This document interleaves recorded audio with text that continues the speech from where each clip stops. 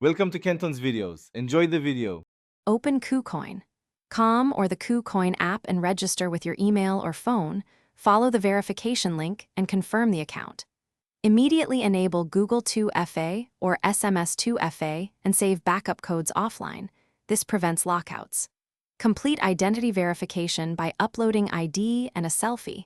Typical KYC review can take up to 24 hours.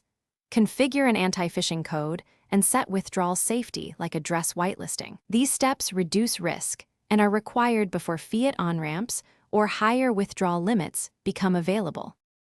After securing your account, deposit funds. Use the deposit page to choose a cryptocurrency and copy the Kucoin address for the correct network. Network mismatch causes loss.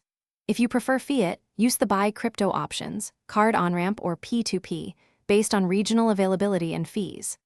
Once funds arrive, open the spot market and search for BDEX/USD or BDEX/BTC.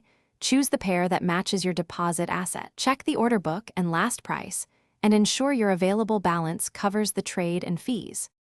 Decide between a market order for instant execution or a limit order to specify the price you want to pay. Enter quantity in tokens or base currency and review estimated total including fees.